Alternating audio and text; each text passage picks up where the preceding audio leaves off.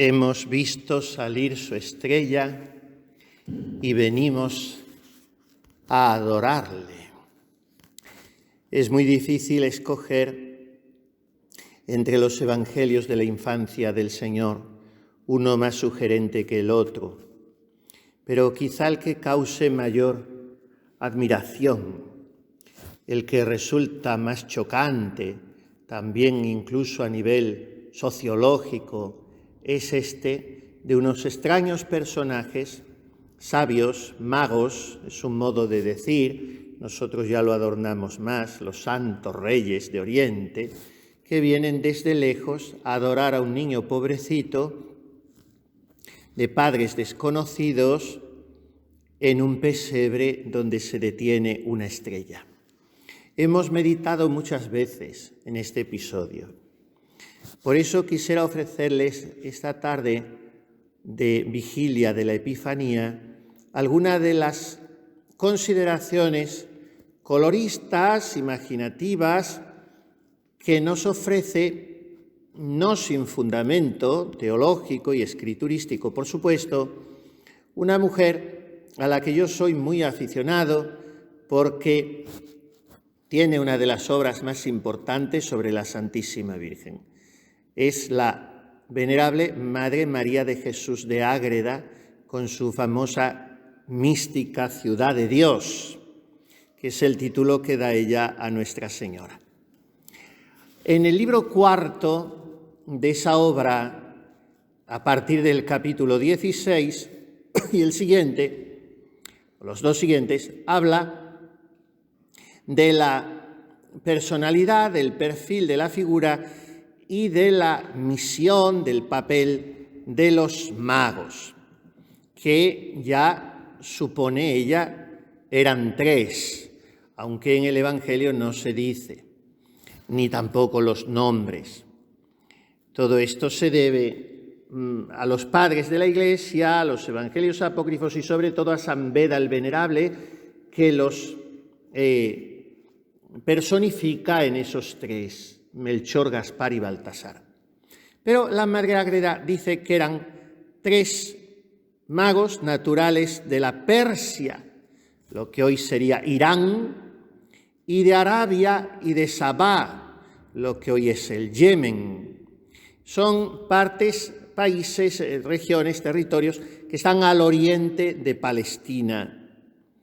Y eran hombres muy sabios en las ciencias naturales, en los fenómenos atmosféricos, en la astronomía, y también parece ser que muy leídos en las Escrituras. Y toda esa copia de ciencia que tenían les valía el apelativo de magos. Como estaban cerca de Palestina, habían tenido conversaciones con personajes y pueblos hebreos, y entonces tenían alguna noticia de que en aquel pueblo escogido de Dios se esperaba al Mesías. Además, no podemos no imaginarlos como hombres sumamente probos, rectos, honrados, cabales y muy verdaderos. Y parece ser que, ¿por qué les llamamos después nosotros magos? Mejor dicho, reyes. Porque no es que fueran reyes de naciones, pero serían quizá gobernantes de pequeños estados o propiedades. Y del rey dice el Espíritu Santo en el libro de los Proverbios que es alguien que tiene su corazón en sus manos, alguien que tiene dominio de sí. Pues estos eran los santos reyes magos, corazones grandes, magnánimos, no hombres movidos por la avaricia ni la codicia, que es lo que envilece los ánimos de los gobernantes. Y en un capítulo anterior ha dicho la Madre Ágreda, María de Jesús de Ágreda, que en la misma noche de la Navidad fueron avisados los magos, estando en sus tierras, de que había nacido el Mesías por ministerio de los ángeles. O sea, de la gran multitud del ejército de ángeles que hubo en Belén aquella noche, algunos fueron a avisar después, dice María Agreda, a Simeón en el templo y a Ana, y a amigos y conocidos de María y José, que después entran en escena en el Evangelio, y también a los Reyes Magos de Oriente. Y dice que uno de los custodios principales de la Virgen, o sea, no cualquier ángel, sino uno de los de más categoría, de los que asistían a la Santísima Virgen, fue enviado desde el portal a Oriente. Y como que era un ángel muy superior, ilustró a los 3 ángeles de los 3 reyes. O sea que el ángel guardián de la Virgen se puso en contacto con los ángeles custodios de cada uno de los Reyes Magos, para que cada uno de los ángeles manifestase con una inspiración secreta en la oración al corazón de cada rey mago que había nacido el Verbo. ¿Y cómo lo hicieron los ángeles? Hablaron a los magos en sueños, cada cual al mago que le tocaba, pero a la misma hora de la noche.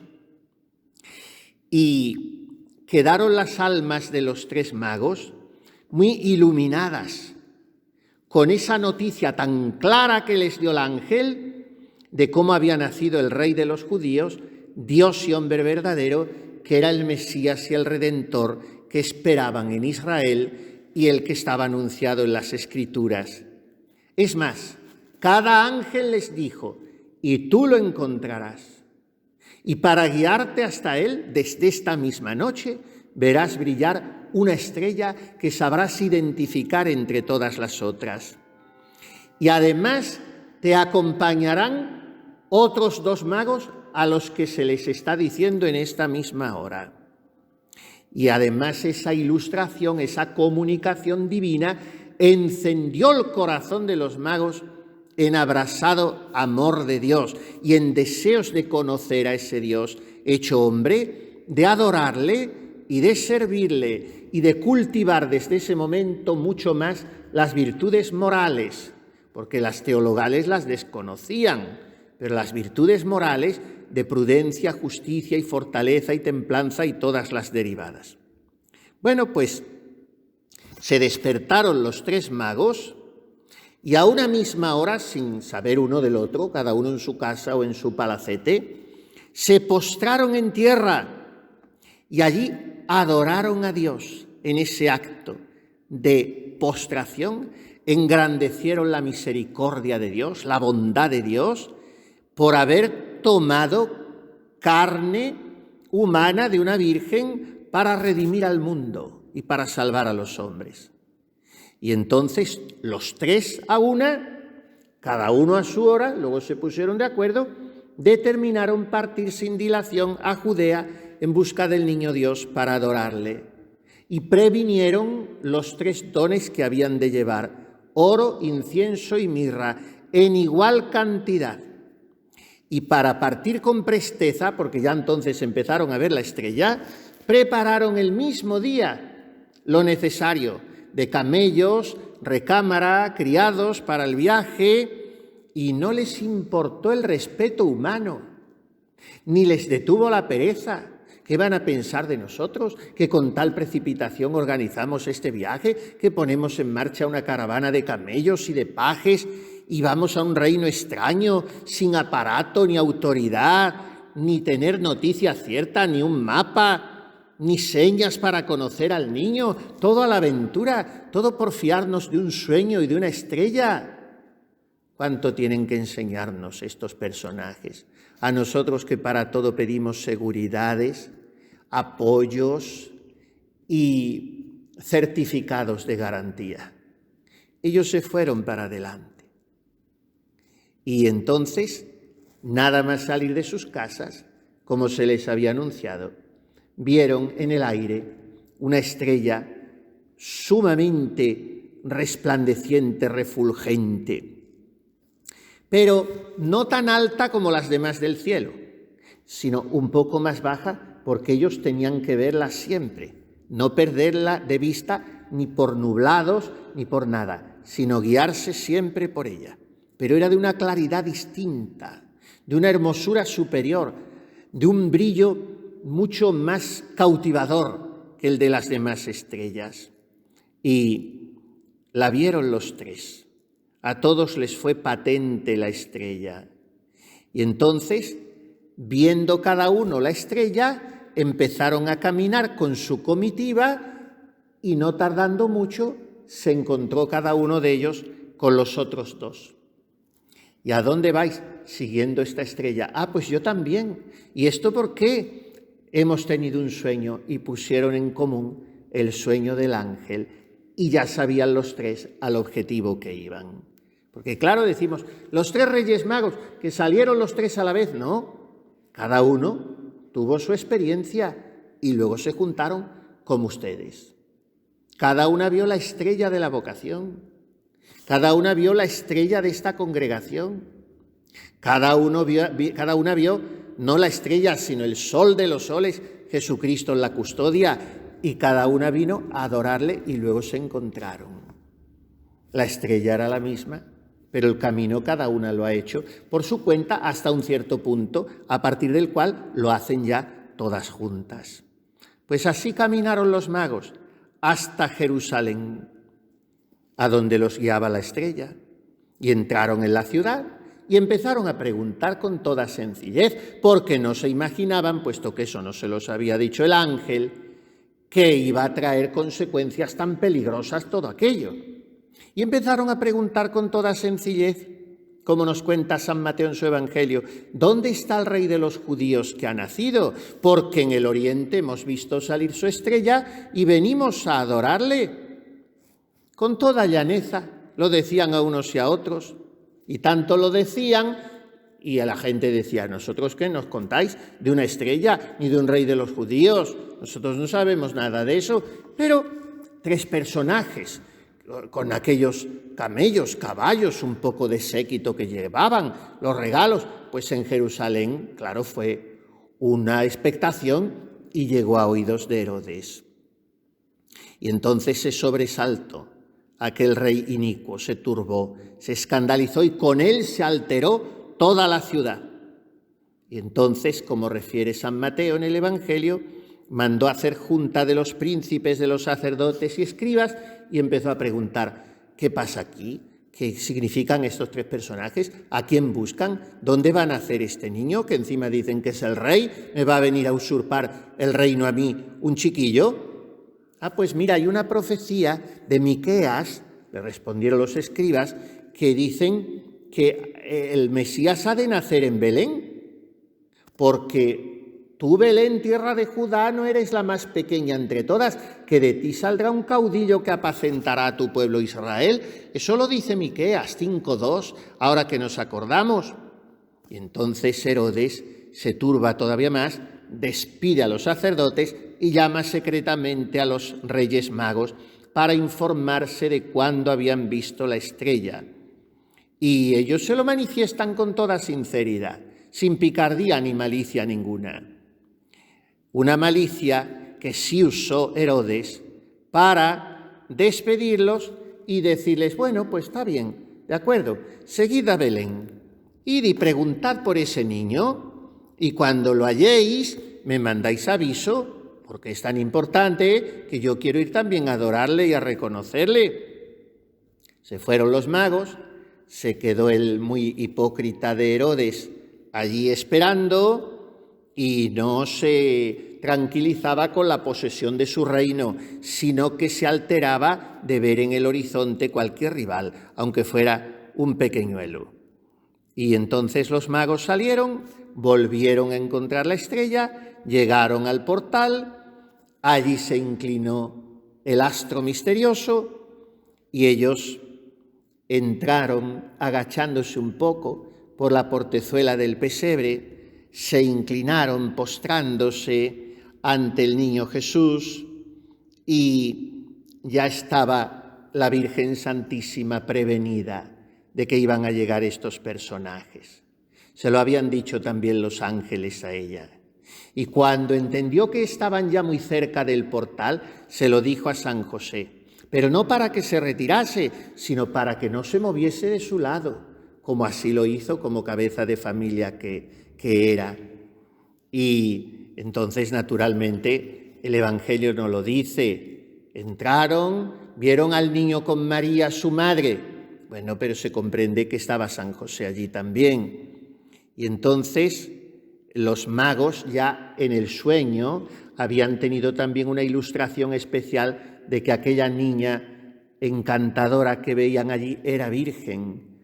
Había sido el suyo un parto virginal y que aquel hombre que estaba allí no era su padre natural, sino que era el esposo de aquella virgencita y el guardián del niño.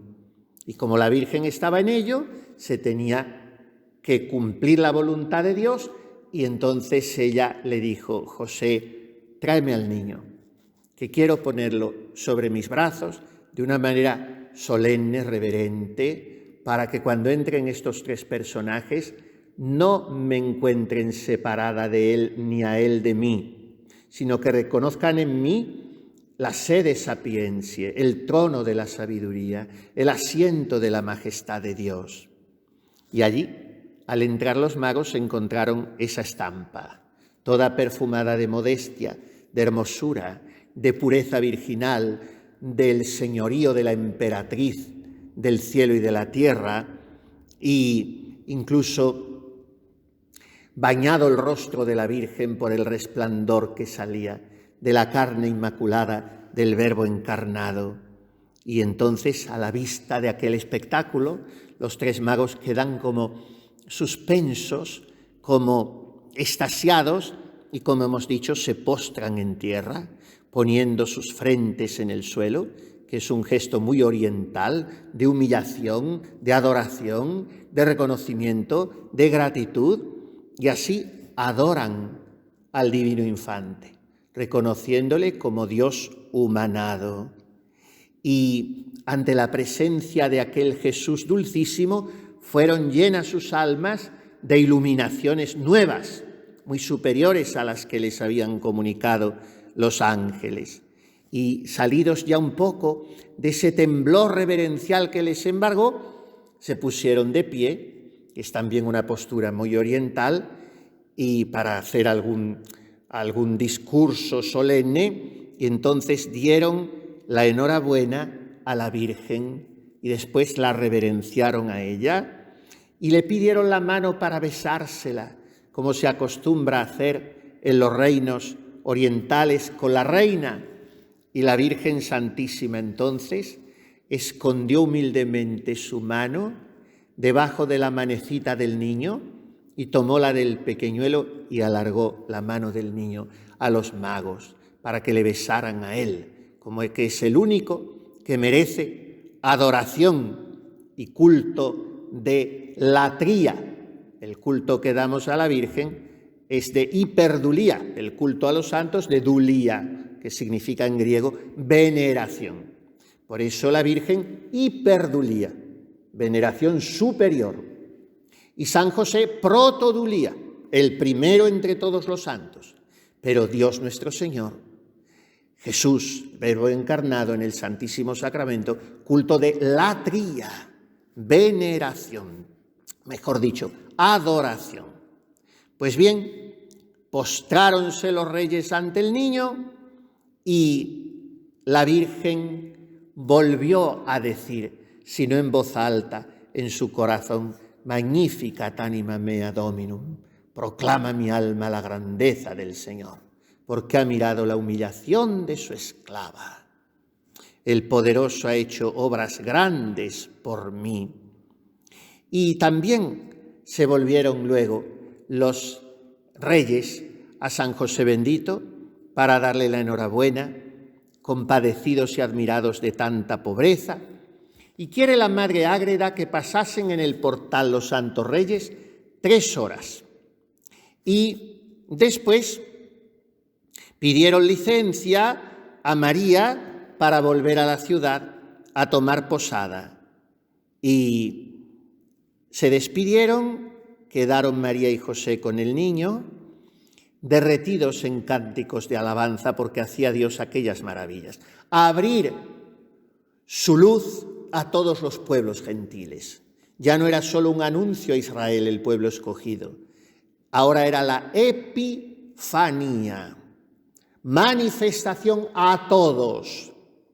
Es una teofanía, una manifestación de Dios, de alguna manera también una mariofanía, porque es una manifestación de la Virgen María, pero es una epifanía, manifestación a todos los pueblos, significados en estos tres que vienen del Oriente.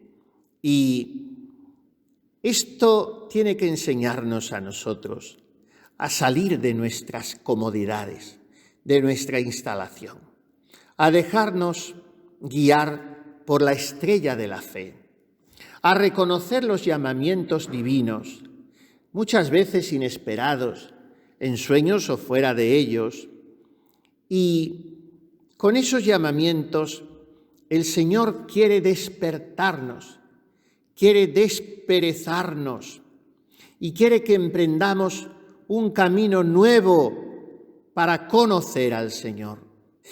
En el siguiente capítulo, que es el 17, se nos presenta a los Reyes Magos volviendo por segunda vez a adorar al niño Jesús.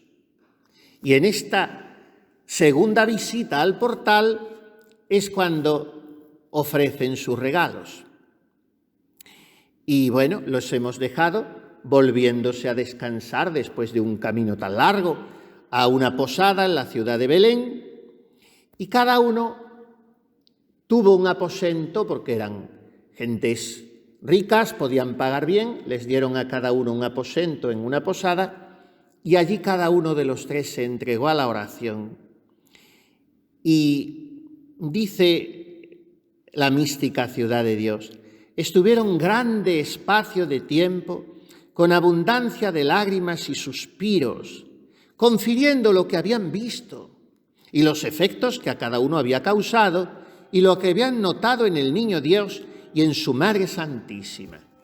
Con esta conferencia, o sea, con esta meditación, se inflamaron más en el amor divino, admirándose de la majestad y resplandor del infante Jesús, de la prudencia, severidad y pudor divino de la Madre, de la santidad del esposo San José y de la pobreza de todos tres, de la humildad del lugar donde había querido nacer el Señor de tierra y cielo. Sentían los devotos reyes la llama del divino incendio que abrasaba sus piadosos corazones y sin poderse contener, rompían en razones de gran dulzura y acciones de mucha veneración y amor. Decían, ¿qué fuego es este que sentimos? ¿Qué eficacia la de este gran rey que nos mueve a tales deseos y afectos? ¿Qué haremos para tratar con los hombres? ¿Cómo pondremos modo y tasa a nuestros gemidos y suspiros? ¿Qué harán los que han conocido tan oculto, nuevo y soberano misterio? Oh grandeza del Omnipotente escondida por los hombres y disimulada en tanta pobreza. Oh humildad nunca imaginada de los mortales. Y entonces, en esa oración cada uno, conmovidos, estremecidos y compadecidos de la pobreza suma, como dice San Ignacio, en que había nacido el niño pobrecito, en suma pobreza. Entonces empezaron a determinar enviarles los regalos y les mandaron con sus criados muchos de los regalos que les habían llevado. Y entonces María y José los recibieron con toda humildad y les mandaron en retorno muchas bendiciones del cielo. Y el día siguiente, porque estos fueron regalos, digamos, más caseros, más elementales, ellos pensaron, bueno, les hemos traído regalos importantes para llevárselos mañana, oro, incienso y mirra, pero allí no tienen ni ropa ni comida, así que a los pajes les mandaron por delante con muchas provisiones. Y al día siguiente, en cuanto amaneció, fueron ellos mismos otra vez. Se postraron en tierra de nuevo, adoraron al niño con toda humildad. Todo esto está en el Evangelio. Entrando, le adoraron. Si no lo conocían, si era un niño pobrecito en una cueva de animales, si les había llegado una estrella, ¡ah, cuánta iluminación no tendrían de lo alto en sus corazones para postrarse y adorarle! Y dice San Mateo, y abriendo sus tesoros, le ofrecieron oro, incienso y mirra. Esto de abrir es muy bonito, ¿eh? No es que le dejaron solo allí el presente, sino que lo abrieron ante el niño como para escenificar más la ofrenda, la entrega. Por eso los cuadros de la adoración de los reyes, tantos que hay tan preciosos, nos los muestran abriendo los cofres. Es como abrir el propio corazón, es como abrir la puerta de tu vida toda para que entre Jesús y para salir tú de tu instalación. Si no se abre la puerta del cofre, no sale el regalo. Si no se abre la puerta del corazón, no sale nuestra donación a Dios. Los Reyes Magos fueron hombres abiertos. En una mente cerrada, en un alma cerrada, en un corazón cerrado, no puede entrar Dios porque esa persona tampoco sale de sí misma. Que no es otra cosa éxtasis, dice San Juan de la Cruz, sino salir el alma de sí para ponerse en Dios. Salir de sí para ponerse en Dios.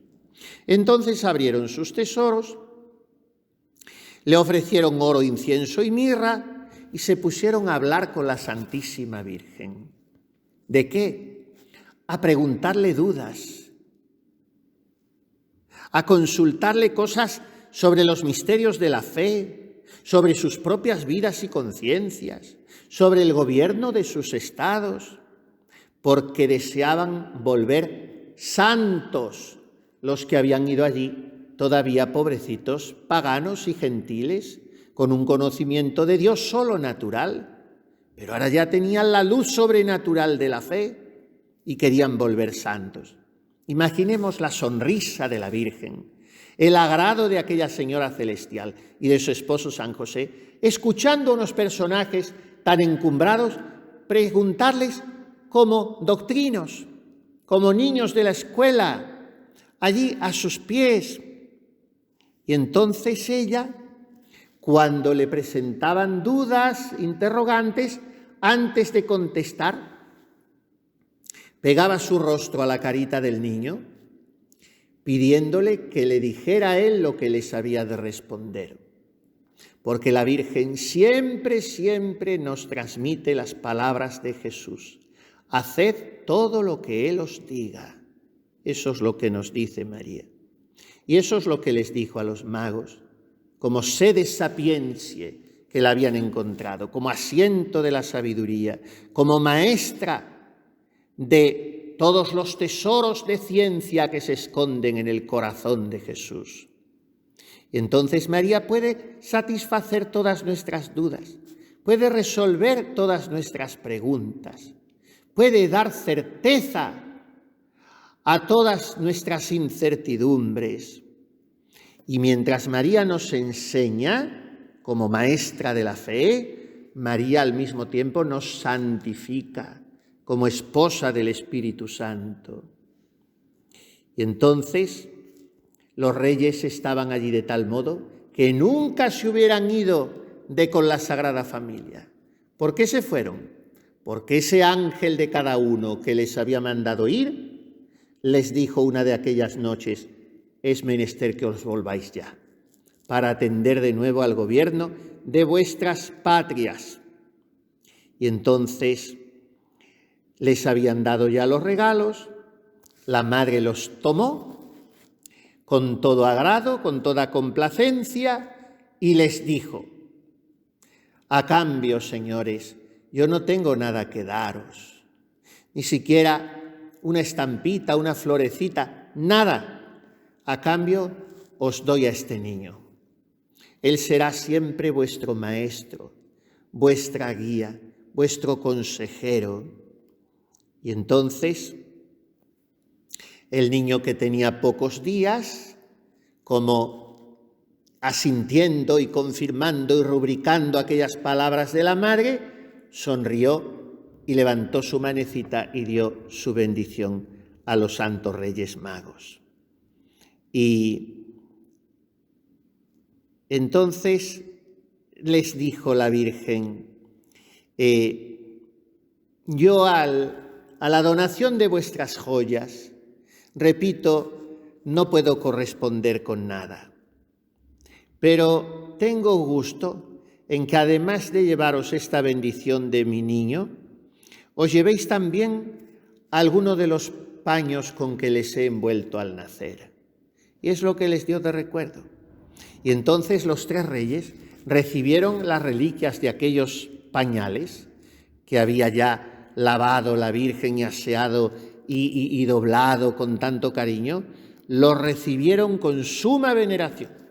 De manera que algunas tradiciones quieren que después los reyes habrían guarnecido con oro y piedras preciosas aquellos pañales y los habrían guardado como reliquia, y en testimonio de que eran auténticos, aquellos pañales despedían siempre un aroma fragante, un olor muy copioso que algunos decían que se percibía desde una legua de distancia. Y en fin, les ofrecieron muchas cosas los reyes a la Virgen, que se quedarían a servirles si ellos, José y María, querían, y la Virgo prudentísima les agradeció todo, pero sabía muy bien cuál era la misión de cada persona y les dijo, volved a vuestras patrias. Y entonces, para despedirse de San José y la Virgen, los reyes les rogaron con todo su corazón que jamás se olvidasen de ellos. Y María y José, por supuesto, se lo prometieron porque no podrían olvidarles a quienes habían sido los primeros bienhechores materiales de su hijo. Y entonces la Madre Ágreda nos pinta la despedida con unos tonos de una emotividad conmovedora, porque allí fueron las lágrimas y los suspiros, mientras que los tres santos reyes parece que dejaban allí sus corazones. ¿Y cómo volvieron? Tomaron otro camino diferente, porque el ángel les dijo en sueños que no volviesen por el mismo. ¿Y cómo fue ese otro camino? Ya no lo dice el Evangelio, pero podemos suponer que otra estrella les fue guiando para que fuesen con seguridad y los llevó hasta el mismo lugar donde se habían juntado los tres a la ida, para que ya volviesen desde allí cada uno a su patria. ¿Y cómo fue el resto de la vida de los Reyes Magos? ¿Nos lo hemos preguntado alguna vez? Porque claro, les pintamos viejecitos, pero no lo serían tanto para emprender un viaje largo. Serían unos hombres todavía de una edad mediana, relativamente jóvenes, y les quedaba todavía mucha vida por delante. ¿Cómo fue en adelante su vida? Nueva totalmente. Después del encuentro con Jesús, la vida cambia. Y entonces procedieron ya siempre, en el gobierno de sus personas y familias y estados, como discípulos de la Maestra de la Santidad, porque les había enseñado la Virgen Santísima. Y dicen que convirtieron muchas almas los reyes y acabaron sus vidas en carrera de eminente santidad y fueron favorecidos en su muerte de una manera muy particular por la asistencia de la Virgen. ¿Y qué sacamos nosotros de todo esto? ¿Qué es lo que tenemos que ofrecer nosotros al niño? Miren, cuando empieza su reforma Santa Teresa de Jesús, escribe el camino de perfección a sus monjas y les dice, venid a saber los daños de Francia, o sea, la herejía luterana que venía a España desde Francia, y los males que hacía aquella desventurada secta, la del perverso Lutero. Pues, dice Santa Teresa, yo me fui a una ermita de la huerta de mi convento y allí lloraba con el Señor. diciéndole, ¿qué puedo hacer yo en medio de tantos males de la Iglesia? Y entonces, escribe la santa, determiné hacer eso poquito que yo puedo y es en mí, y procurar que estas poquitas que están aquí hiciesen lo mismo, que es seguir los consejos evangélicos con toda la perfección que yo pudiese. Pues esos son los 3 regalos que el niño espera hoy de cada una de ustedes, que mañana renovarán sus 3 votos religiosos. Pobreza, castidad y obediencia, el oro de la caridad, el incienso de la oración, la mirra de la mortificación. Oro como a rey, incienso como a Dios, mirra como a hombre. Ofrenda sacerdotal al sumo y eterno sacerdote.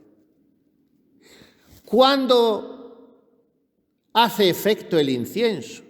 ¿Cuándo despide su olor? Cuando se quema. ¿Cuándo podemos hacer objetos con el oro? Cuando se funde. Si no, con un lingote de oro no se puede colgar de una oreja ni de un dedo. Hay que fundirlo para hacer un zarcillo, un pendiente o una gargantilla o una sortija. Hay que fundirlo el oro. Primero se ha purificado con el fuego en el crisol. Después hay que fundirlo otra vez. Y el incienso y la mirra, ¿cuándo despiden aroma? Cuando se queman. O sea, queridas hermanas, que estamos hablando de fuego, estamos hablando de ardor, estamos hablando de amor y de purificación. Porque el fuego abrasa el corazón llenándolo de luz y de calor, y el fuego purifica la escoria, limpiándolo todo y renovándolo. Este es el sentido de la ofrenda de los 3 votos.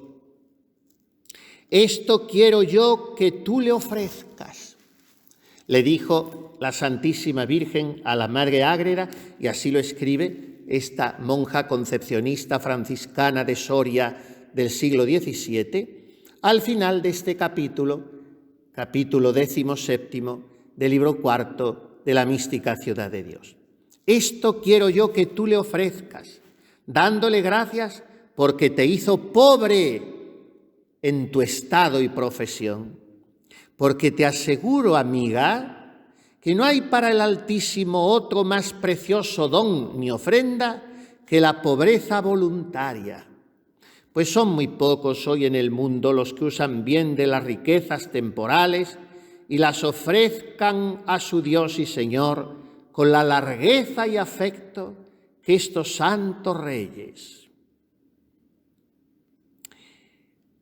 La impiedad tan descortés de los hombres ofende a los ángeles y contrista al Espíritu Santo.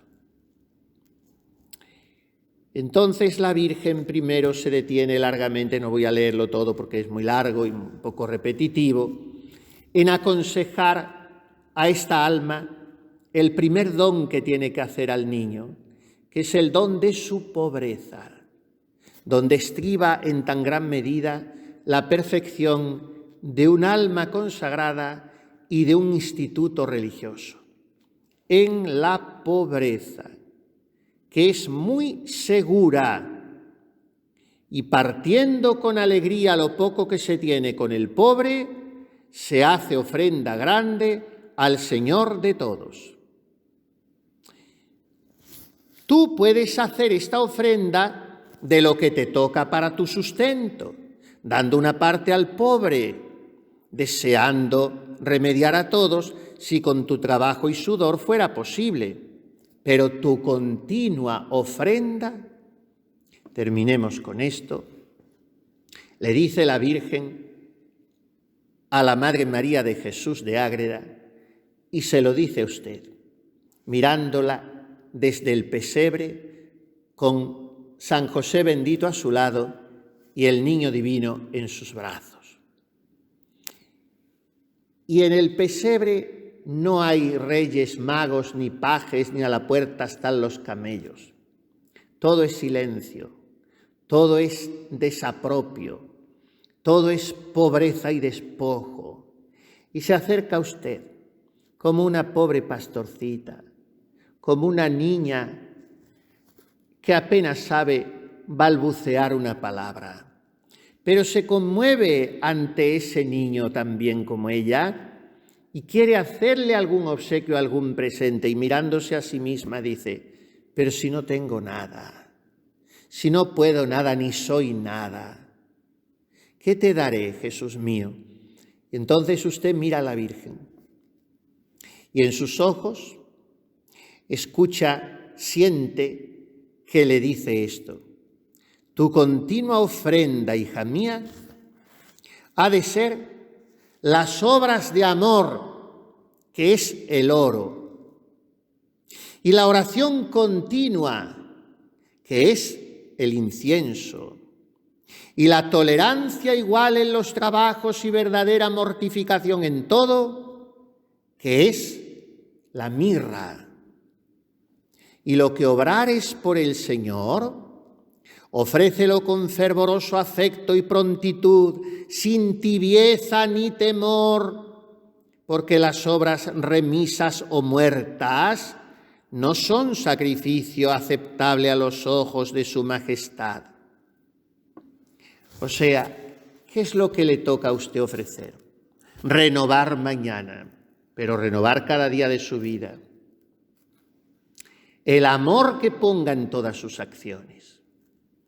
La oración constante, no solo la cantidad de horas de adoración eucarística que hace arrodillada en ese reclinatorio ante su divina majestad patente, sino que su sueño, su diversión en la recreación, su alimento al comer, su atención a la enferma, su confección de un rosario o de un paño de cocina o lo que sea, todo con amor. Primer don, el oro de la caridad. Segundo, la oración continua. Tercero, la mortificación en todo, renunciándose a sí misma. Pero esto no así por costumbre, como que toca, que ya se da por supuesto, un poco flojamente, no, con fervoroso afecto y prontitud, sin tibieza ni temor. ¿Y cómo conseguiré esto? Todos los días de mi vida y cada momento de cada jornada. La Virgen se lo enseña también. Para ofrecer incesantemente estos dones de tus propios actos, es menester que la fe y la luz divina esté siempre encendida en tu corazón, proponiéndote el objeto a quien has de alabar, magnificar, y el estímulo de amor con que siempre estás obligada de la diestra del Altísimo, para que no ceses en este dulce ejercicio tan propio de las esposas de su majestad, pues el título es significación de amor y deuda de continuo afecto. Qué bonitamente está dicho. ¿Qué significa el nombre de esposa? Deuda permanente de amor. Tengo que siempre querer pagar con amor a mi esposo divino. Y entonces, ¿cómo caminarás cada día ofreciendo el oro de tu caridad, el incienso de tu oración y la mirra de tu renuncia propia, de tu mortificación? ¿Cómo caminarás? Por la estrella de la fe. ¿Y de qué manera no dejará de brillar la luz de esta estrella en tu vida? Proponiéndote el objeto al que te diriges. ¿Qué les dijo el ángel a los niños de Fátima? Que a cada cosa que hicieran repitiesen: oh Jesús, es por tu amor, por la conversión de los pecadores y en reparación de los pecados cometidos contra el Inmaculado Corazón de María. Pero hay que decir así siempre, que te toca la cocina, que vas a fregar, que tienes que atender a una enferma, que vas de viaje, que tienes que hacer una compra, que estás aquí en la adoración, que estás en la cama y no duermes porque tienes insomnio, 1000 cosas. Oh Jesús, es por tu amor, es por tu amor. No pierdas nunca de vista el objeto, porque si los reyes no hubieran mirado a la estrella, no hubieran llegado al portal y se hubieran perdido lo más grande que les pasó en su vida y lo que cambió su vida entera. Entonces que San José bendito y la Virgen Santísima, maestros de la fe, nos enseñen a salir de nuestra comodidad como los reyes, a ponernos en camino, que aunque hayamos entrado en un convento hay que salir de la propia casa cada día, a ponernos en camino, arrostrando todas las dificultades, peligros, contradicciones, incomodidades, etc. A entrar en el pesebre, no a quedarnos en la puerta, a entrar en el corazón del niño, a postrarnos, a abrir nuestro corazón, no a tenerlo con el cerrojo, y a ofrecerle nuestros regalos, y a dejarnos enseñar por la Virgen Santísima, y a volver por otro camino. Que nos enseñe cada día María, que ya lo hace, pero que nosotros la escuchemos, a presentar las riquezas de nuestra pobreza. En nuestra vida no hay más que miseria, pero puede haber oro, incienso y mirra si dejamos que el Espíritu Santo inflame nuestro corazón en el amor en que se abrasa el corazón de Jesús. Y entonces podremos ofrecerle de lo que Él mismo nos da. Y lo que Él nos da es la fe, la esperanza y la caridad. Y lo que Él nos da para que le demos es la pobreza, la castidad y la obediencia. Oro, incienso y mirra significa una vida toda ofrecida. Pongamos estos regalos en manos de la Virgen para que ella se los presente a Jesús.